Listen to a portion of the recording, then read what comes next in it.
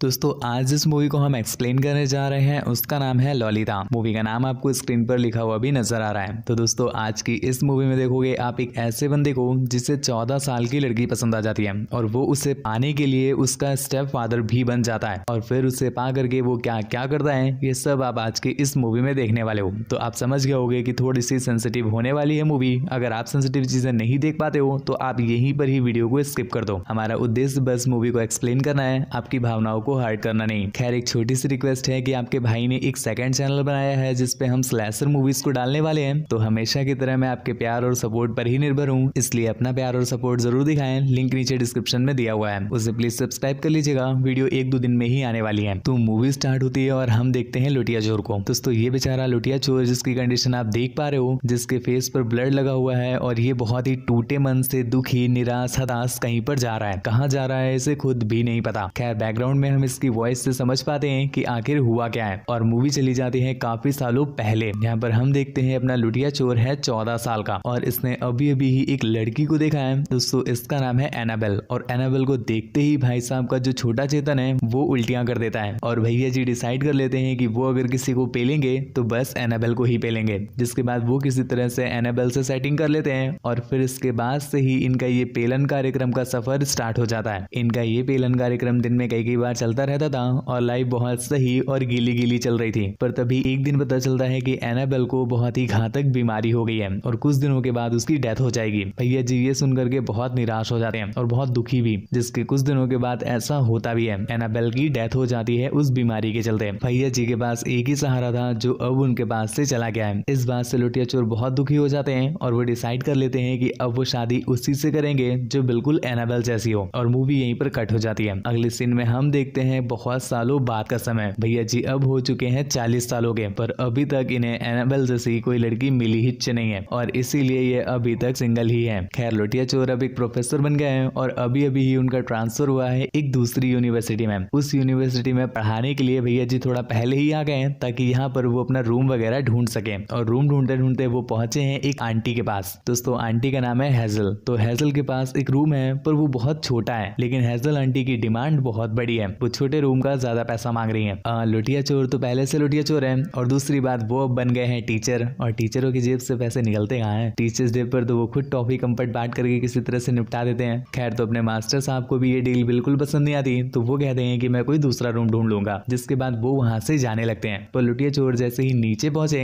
यहाँ पर उनकी नजर पड़ती है एक 14 साल की लड़की पर। दोस्तों इसका ही नाम है लॉलिता। लॉलिता की जवानी देख करके भैया जी पानी पानी हो जाते हैं और फिर वो इस कदर से अपनी ठरक को बयां करते हैं, ए बनाने वाले तूने क्या कमर बनाई, ए बनाने वाले तूने क्या कमर बनाई, पहले ये बता मिट्टी कम बढ़ गई थी या तुझे ही आलस आई। क्योंकि कमर पतली थी ना तो इसलिए वो कह रहे हैं मिट्टी कम बढ़ गई थी या तुझे आलस आई। जिस पर बनाने वाला उन्हें रिप्लाई करता है, ना मिट्टी कम पड़ी न मुझे आलस आई, ना मिट्टी कम पड़ी न मुझे आलस आई, मैंने कमर दबाई तभी तो ऊपर की दोनों डेरियां उभर करके बाहर आई। तो आप समझ गए होंगे कि लॉलिता के दो पपीता देख करके यहाँ पर अंकल जी रुक गए हैं, क्योंकि उनके छोटे चेतन ने अब बोल दिया है कि मैं जाऊंगा तो बस इसी गुफा में जाऊंगा। जिसके बाद मास्टर साहब कहते हैं आंटी से कि चलो ठीक है तुम्हें ज्यादा पैसे दे देंगे, मैं यहीं रहूंगा। जिसके बाद हम देखते हैं कि प्रोफेसर साहब को रूम मिल गया है, यानी लुटिया चोर ने वहां पर शिफ्ट कर लिया है। लेकिन यहाँ पर भाई साहब का मन पढ़ाई में कम और लॉलिता को निहारने में ज्यादा लगता है। ये अक्सर चुपके चुपके से किसी न किसी बहाने से लॉलिता को निहारते रहते हैं। और दोस्तों हम भी साफ साफ नोटिस कर पा रहे हैं कि लॉलिता ने पहली ही नजर में ये नोटिस कर लिया था कि चाचा उसके प्रेम में गिर पड़े हैं और यही रीजन है कि लॉलिता भी उन्हें अब पूरा भाव दे रही है। वो भी उनके आसपास घूमती रहती है और स्माइल पास करती रहती है, इधर उधर टच करती रहती है।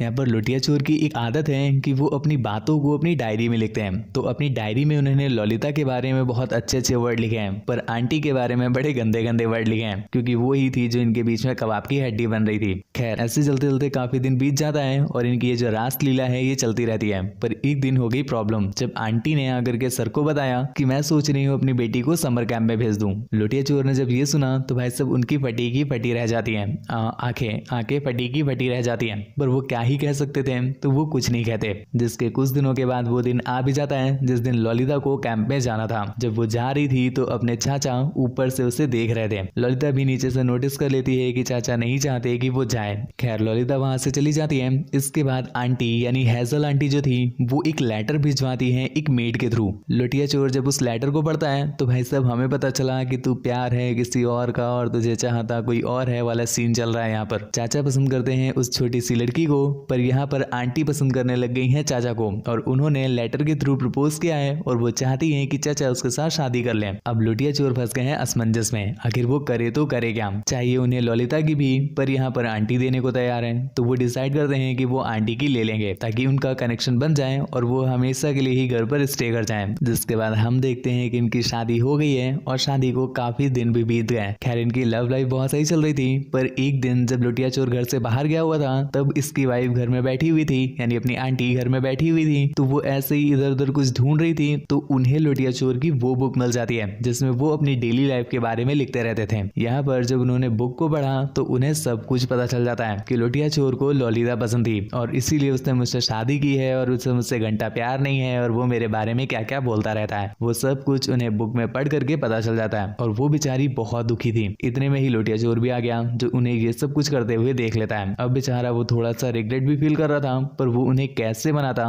उसने गलती जो कर रखी थी लेकिन वो किसी तरह से उन्हें मनाने की कोशिश करता है, लेकिन उसने देखा कि उससे पहले ही आंटी वहां से जा चुकी है और वो बाहर जा रही थी जल्दी से कुछ लेटर को पोस्ट करने के लिए, पर जल्दी की वजह से उनका एक्सीडेंट हो जाता है और वो ऑन द स्पॉट मारी जाती है। जब लुटिया चोर उन लेटर को पढ़ता है तो उससे पता चला कि उसकी मॉम ललिता को ही ये सारे लेटर देने जा रही थी। अब लुटिया चोर थोड़ा सा दुखी तो होता है, पर वो इससे कई गुना ज्यादा खुश हो जाता है कि उसके जो रास्ते का काटा था आंटी वो निपट ली है। अब बस वो और ललिता मिलेंगे, जिसके बाद जमकर पलंग हिलेंगे। खैर इसके बाद काफी दिन बीत जाते हैं और आज ललिता को वापस लाने का दिन आ चुका है, जिसके लिए लुटिया चोर उसे लेने जाता है। जब लुटिया चोर उसे लेकर वापस आ रहा था तो ललिता उससे कहती है शायद आप मुझसे प्यार नहीं करते, जिस पर लुटिया चोर ने कहा कि नहीं ऐसा तो नहीं है, मैं तुमसे आज भी प्यार करता हूँ। पर ललिता ने कहा कि अगर आप सच में प्यार करते थे तो अभी तक आपने मुझे चाटा पूछा क्यों नहीं। जिस पर अंकल कुछ यूं कहते हैं कि ललिता तुम एक बार अपनी टांगे फैला कर तो देखो, हम इतने भी बेरुखे नहीं कि एक कमरे का जुगाड़ न कर सके। जिसके बाद हम देखते हैं कि वो दोनों कार में ही ओस्ट मिलन कराना स्टार्ट कर देते हैं। इसके बाद हम देखते हैं लुटिया चोर ललिता को लेकर के एक रेस्टोरेंट में जाता है। यहाँ पर वो खाना वगैरह खाते हैं, पर इस बीच हम देखते हैं कि ललिता एक लड़की को देख करके बहुत अट्रैक्ट हो जाती है। लड़का नहीं कहेंगे अंकल कहेंगे, अंकल को देख करके बहुत अट्रैक्ट हो जाती है, लेकिन वो कुछ खास रिस्पॉन्स नहीं करती। जिसके बाद लुटिया चोर और ललिता दोनों जाते हैं कमरे में और भाई साहब यहाँ पर चलती है लुटिया चोर की बंदूकें और उसकी बंदूक पूरी रात चलती है।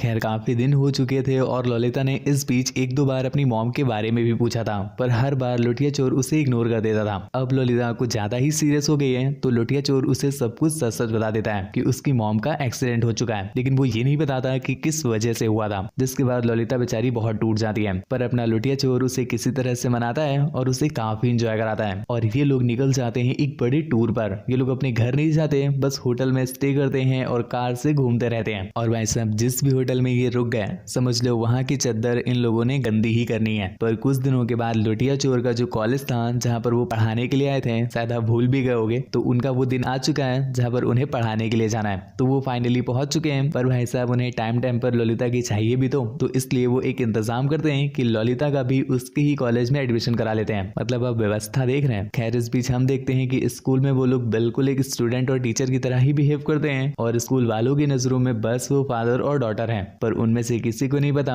कि ये जो डॉटर है ये अपने फादर से डैडी डैडी भी बुलवाती है। खैर ऐसे करते करते काफी दिन बीत जाते हैं और हम यहाँ पर नोटिस कर पा रहे हैं कि जो लुटिया चोर है उसका जो ललिता के प्रति हवस थी वो अब धीरे धीरे करके प्रेम में कन्वर्ट होती जा रही है। यहाँ पर ललिता जो बस उसके साथ हवस के लिए ही कनेक्टेड है, क्योंकि उससे पता है कि इसके साथ आगे फ्यूचर नहीं हो सकता। और ऐसे करते करते कुछ दिन और बीत जाते हैं और हम नोटिस करते हैं कि जो ललिता का चाचा के प्रति जो थोड़ा बहुत अट्रैक्शन था वो भी अब कम होता जा रहा है और यही रीजन है कि अब इन दोनों के बीच थोड़ी सी अनबन भी होती रहती है। इसी बीच एक दिन जब इन दोनों की थोड़ी सी लड़ाई होती है तो ललिता इसके घर से निकल करके बाहर आ जाती है। चाचा जब उसे मनाने के लिए जाते हैं तो उन्होंने नोटिस किया कि ललिता एक पीसीओ बूथ में से किसी से फोन में बात कर रही है, पर जब लुटिया चोर उसके पास जाता है पूछने के लिए तो वो फोन जल्दी से रख देती है और उससे बहाने बनाने लगती है। यहाँ पर लुटिया चोर को थोड़ा थोड़ा शक होता है कि ललिता शायद उसे चीट कर रही है, पर वो ललिता से इस बात को ज्यादा नहीं कहता, वरना उन दोनों के बीच जो अनबन चल रही थी वो और बढ़ जाती। जिसके बाद उसने ललिता से कहा कि चलो हम लोग अपना मूड फ्रेश करने के लिए फिर से अपनी कार में घूमने निकल रहे हैं। ललिता भी इस बात के लिए मान जाती है और वो लोग निकल जाते हैं एक टूर पर इस बीच लुटिया चोर नोटिस करता है कि एक कार उसका बहुत देर से पीछा कर रही है। तो लुटिया चोर इस बात को कंफर्म करने के लिए अपनी कार को एक गैस स्टेशन पर रोकता है और खुद अंदर चला जाता है, पर उसने अंदर से बाहर देखा कि उसी कार का एक पर्सन बाहर निकलता है और ललिता उसके साथ हंसते हंसते बात कर रही है। ये बात लुटिया चोर को बिल्कुल भी पसंद नहीं आती, तो वो गैस स्टेशन से जल्दी से वापस आता है, लेकिन जब तक वो वापस आ पाया उससे पहले ही कार वाला पर्सन वहां से जा चुका था। तो उसने ललिता से पूछा कि तुम उसके साथ इतनी बातें क्यों कर रही थी? तो ललिता कहती है कि नहीं नहीं, मैं बातें नहीं कर रही थी, वो बस मुझसे कुछ पूछ रहे थे। पर भाई सब जो प्रेम में चिंता होती है वो बहुत बढ़ जाती है और अब तक लुटिया चोर बहुत ज्यादा डरे हुए हैं, क्योंकि उन्हें ये लगता है कि शायद ललिता उन्हें चीट कर रही है। इसीलिए वो गुस्से गुस्से में उसे एक थप्पड़ मार देते हैं। ललिता को ये बात बिल्कुल नहीं पसंद आई, तो वो उस कार से निकल करके भागने लगती है, पर ललिता उनका प्रेम है इसलिए वो उसे किसी तरह से मनाते हैं और कार में वापस ले आते हैं। खैर इसी चलते एक दिन जब वो लोग एक होटल में रुके हुए थे, तो यहाँ पर लुटिया चोर कुछ खाने के लिए बाहर जाता है, पर जब वो वापस आया तो वो देखता है कि ललिता के कपड़े बिल्कुल अस्त व्यस्त हैं और उसकी जो लिपस्टिक है वो भी बहुत खराब हो चुकी है, उसके बाल भी इधर उधर है। देखने से ऐसा लग रहा था मानो किसी ने बहुत ही जल्दी जल्दी में उसके साथ पेलन कार्यक्रम किया हो। पर यहाँ पर ललिता कहती है कि नहीं नहीं, ऐसा कुछ भी नहीं हुआ है, मैं तो बस जस्ट बाहर गई थी भागते भागते आपको देखने के लिए। एक दिन जब वो लोग किसी होटल में स्टे कर रहे थे, तो यहाँ पर ललिता की कंडीशन कुछ खराब हो जाती है और उसे तुरंत ही हॉस्पिटलाइज किया जाता है। डॉक्टर्स ने बताया कि ललिता को एक वायरल फीवर हो गया है, तो उसे पूरी रात के लिए यहाँ पर एडमिट करना पड़ेगा। लुटिया चोर उसे एडमिट करके वापस चला आता है अपने घर पे। पर अगले दिन सुबह जब लुटिया चोर हॉस्पिटल में कॉल करता है ललिता को रिसीव करने के लिए, तो उसे पता चला कि ललिता तो रात में ही निकल गई थी। ये बात सुनकर के लुटिया चोर बहुत घबरा जाता है और सीधा पहुंचता है हॉस्पिटल। यहाँ पर उसे पता चला कि कोई उसके अंकल आए हुए थे जो उसे अपने साथ ले गए। भाई सब ललिता का अंकल इतनी जल्दी कैसे पैदा हो गया, अभी तक तो नहीं था। तो इस बात पर चाचा को बहुत गुस्सा आती है हॉस्पिटल वालों पर, तो वो वहां पर लड़ाई करने लगते हैं, लेकिन अब वो क्या ही उखाड़ लेते हैं, तो वो बेचारे घर चले आते हैं। इस बीच चाचा बहुत टेंशन में है कि आखिर ललिता उन्हें छोड़ करके क्यों और किसके साथ चली गई। वो ललिता को ढूंढने की बहुत कोशिश करते हैं पर उनके हाथ कुछ भी नहीं लगता। खैर ऐसे करते करते 3 साल बीत गए। 3 सालों के बाद ललिता का एक लेटर उन्हें रिसीव होता है, जिसमें ललिता ने लिखा था कि मेरी कंडीशन इस समय बहुत ज्यादा खराब है और मुझे कुछ पैसों की जरूरत है, प्लीज क्या आप मेरी कुछ पैसों से हेल्प कर सकते हैं? अगर कर सकते हैं तो इस एड्रेस पर आकर के हमें दे दीजिए। ये एड्रेस पाते ही लुटिया चोर ज्यादा देरी न करते हुए सीधा पहुंचता है ललिता के पास। यहाँ पहुंच करके उसने देखा कि ललिता प्रेग्नेंट है और यहाँ पर उसे पता चला कि ललिता ने एक बंदे के साथ शादी भी कर ली है। ये देख करके बेचारा लुटिया चोर बहुत टूट जाता है और उससे सारी बात पूछता है, जहाँ पर ललिता ने उसे बताया कि एक बार रेस्टोरेंट पे मैंने एक पर्सन को देखा था ना, तो मैं उससे बहुत अट्रैक्ट हो गई थी। इसके बाद हमारा अफेयर स्टार्ट हो गया और हम लोग काफी बार एक दूसरे से छुप छुप कर मिलते भी थे, पर आपको कभी नहीं पता चला। और जो कार आप नोटिस करते थे ना वो उसी की थी, तो मैंने जानबूझ करके ही वायरल फीवर वाला बहाना बनाया था ताकि हम लोग हॉस्पिटल से भाग सके। पर उसके साथ जाने पर मैंने रियलाइज किया कि वो बिल्कुल भी अच्छा पर्सन नहीं है। एक्चुअली वो गंदी फिल्में बनाता है और इसीलिए वो टीनेजर लड़कियों को किसी तरह से बहला फुसला कर अपने झांसे में ले लेता है और फिर उनको जबरदस्ती 2-2, 3-3, 4-4, 5-5 लोगों के साथ पेलन कार्यक्रम कराते हुए वीडियो शूट करता है। मैं भी उसके पास फंस गई थी और काफी महीनों तक उसके पास ही फंसी रही, जिसके बाद किसी तरह से मैं वहां से भागी और मुझे ये मिल गए, मेरे पति परमेश्वर। तो प्लीज क्या आप हमारी पैसों से हेल्प कर सकते हैं, क्योंकि हम लोग बहुत गरीब हैं। यहाँ पर लुटिया चोर उससे कहता भी है कि तुम ऐसी गरीबी में क्यों जी रही हो, तुम चाहो तो मेरे साथ चलो ना, मैं तुम्हें खुश रखूंगा। पर ललिता ने रिप्लाई देते हुए कहा कि नहीं नहीं अंकल, ये मेरा घर ही मेरा संसार है और पति परमेश्वर ही मेरे सब कुछ है, इसलिए मैं यहाँ से नहीं जा सकती। ये सुनकर के लुटिया चोर बहुत टूट जाता है और उसके पास जितने भी पैसे थे वो सब ललिता को दे करके वहां से चला जाता है और डिसाइड करता है कि मैं कभी भी ललिता से दोबारा नहीं मिलूंगा। और यहाँ से वो सीधा पहुंचा है उसी पर्सन के पास जिसने ललिता को जबरदस्ती गंदी फिल्मों में काम करने के लिए अट्रैक्ट किया था। वहां पहुंच करके वो उससे तो पहले प्यार प्यार से बातें करता है और फिर भाई साहब उसे बहुत अच्छे से धुनता है और एट लास्ट गोली मार करके उसकी हत्या कर देता है। जिसके बाद वो बेचारा बहुत ही निराश, हताश, दुखी मन से वहां से बाहर जा रहा था। और ये वही सीन है जो आपने मूवी की स्टार्टिंग में देखा था। पुलिस उसका पीछा कर रही है पर भाई साहब को अब घंटा फर्क नहीं पड़ता, जिसके कुछ देर के बाद पुलिस उन्हें अरेस्ट कर लेती है और मूवी के एंड में हम देखते हैं कि अरेस्ट होने के कुछ सालों के बाद ही चाचा की डेथ हो जाती है जेल के अंदर। और दूसरी तरफ ललिता जो अपने बच्चे को जन्म दे रही थी उसकी भी जन्म देते वक्त मृत्यु हो जाती है और यही थोड़ी सी सैड एंडिंग के साथ ये मूवी यहीं पर एंड हो जाती है। खैर ऐसी एंडिंग मैंने भी एक्सपेक्ट नहीं की थी, पर चलो जो भी हो, बस आपसे एक क्वेश्चन पूछूंगा कि पूरी मूवी में गलत कौन था, ललिता या लुटिया चोर? नीचे कमेंट करके जरूर बताइएगा, मैं बस आपका ओपिनियन देखना चाहता हूँ। हमारे सेकंड चैनल को सब्सक्राइब प्लीज कर लीजिएगा, उसका लिंक नीचे डिस्क्रिप्शन में दिया हुआ है। और इस चैनल को सब्सक्राइब करना तो बिल्कुल भी मत भूलिए। मुझसे बात वगैरह करना चाहते हैं या मेरा थोपड़ा देखना चाहते हैं या कोई भी मूवी आपको एक्सप्लेन करानी हो तो इंस्टाग्राम पर फॉलो करके मैसेज कर देना। Thank you.